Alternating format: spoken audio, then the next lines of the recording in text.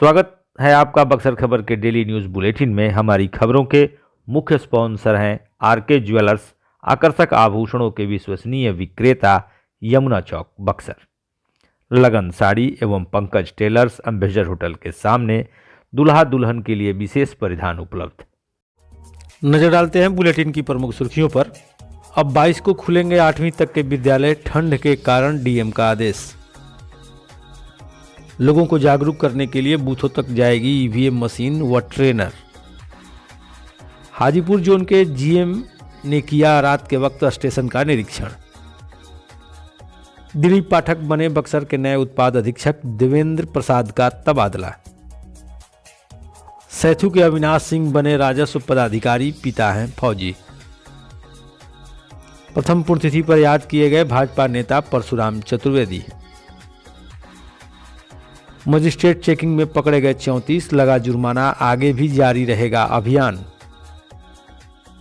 गंगा तट पर प्रारंभ हुआ बंगलामुखी यज्ञ, दिन में चल रहा है कंबल बाबा का शिविर। खबरें विस्तार से के प्रायोजक हैं कामधेनु नेक्स, नए जमाने की मजबूत सरिया।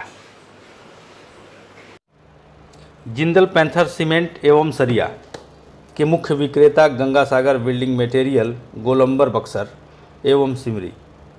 संपर्क करें नीचे दिए गए इन नंबरों पर। अब खबरों की चर्चा विस्तार से। जिले में कड़ाके की ठंड पड़ रही है। शीतलहर का प्रभाव लोगों को घर में रहने के लिए मजबूर कर रहा है। ऐसे में अब 8वीं तक के विद्यालय 22 जनवरी को खुलेंगे। हालांकि डीएम अंशुल अग्रवाल ने जो निर्देश जारी किया है उसमें 20 जनवरी तक विद्यालय बंद रखने का निर्देश दिया गया है, लेकिन 21 को रविवार पड़ रहा है। इस वजह से अब विद्यालय 22 को खुलेंगे। हालांकि 9वीं तक के विद्यालय पूर्ववत चलेंगे।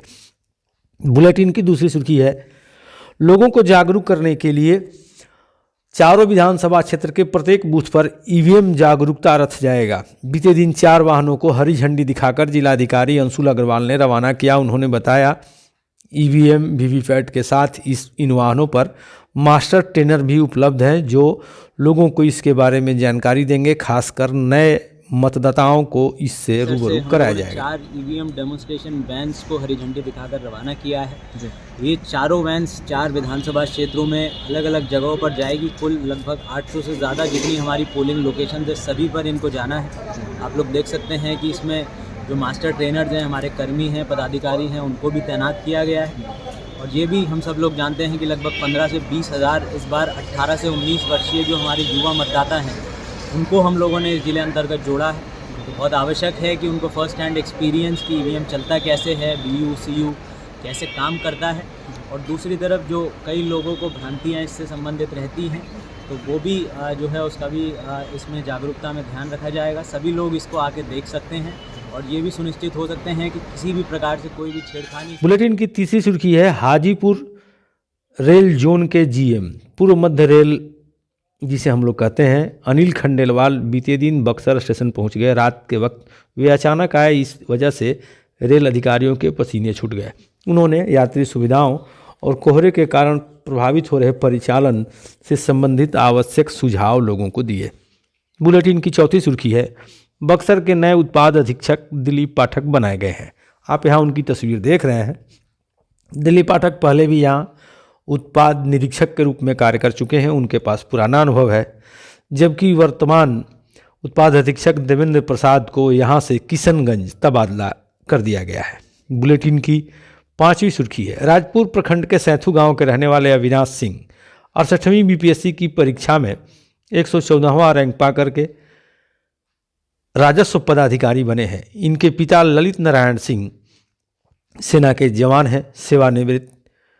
इनकी सफलता पर परिजन काफ़ी प्रसन्न है। बुलेटिन की 6ठी सुर्खी है, भाजपा नेता परशुराम चतुर्वेदी, जो बक्सर विधानसभा से एक बार चुनाव भी लड़ चुके हैं। बीते दिन 16 जनवरी को इनकी प्रथम पुण्यतिथि मनाई गई। इस मौके पर केंद्रीय राज्य मंत्री अश्विनी चौबे, भाजपा जिलाध्यक्ष भोला सिंह एवं अन्य लोग उपस्थित रहे। बुलेटिन की 7वीं सुर्खी है, यह जो तस्वीर आप देख रहे हैं, युवकों का चेहरा यहाँ धुंधला किया गया है। इस खबर का अभिप्राय यह है, इन दिनों रेल में मजिस्ट्रेट चेकिंग का अभियान चल रहा है। बीते दिन चलाए गए अभियान में कुल 34 लोग पकड़े गए, इनसे जुर्माना वसूला गया। यह अभियान अगले मार्च तक, वित्तीय वर्ष की समाप्ति तक लगातार चलता रहेगा, इसलिए ट्रेन में यात्रा करने वाले लोग इसका अवश्य ध्यान रखें। बुलेटिन की 8वीं सुर्खी है, कमरपुर के समीप गंगा तट के किनारे बंगलामुखी यज्ञ 16 जनवरी से प्रारंभ हो गया है। हालांकि यहाँ 10 जनवरी से ही कम्बल वाले बाबा का शिविर भी चल रहा है। यह यज्ञ 22 तक चलेगा, 23 को इसकी पूर्णाहुति होगी। बीते दिन 16 जनवरी को साध्वी सीमा भी यहाँ पहुंची। वे राम कथा का पाठ अपराह्न 2 बजे के बाद करेंगी। यह जानकारी समिति के अध्यक्ष अनिल सिंह मुखिया ने दी है। अब चलते चलते आपके लिए एक छोटी सूचना। प्रत्येक रविवार को बक्सर खबर दिव्य दर्शन नाम से एक साप्ताहिक कॉलम प्रस्तुत करता है, जिसमें आप देश के विभिन्न मंदिरों का दर्शन लाभ प्राप्त कर सकते हैं। आज की बुलेटिन में इतना ही। आप देख रहे हैं बक्सर खबर। हमारे साथ अंत तक बने रहने के लिए आप सभी को धन्यवाद।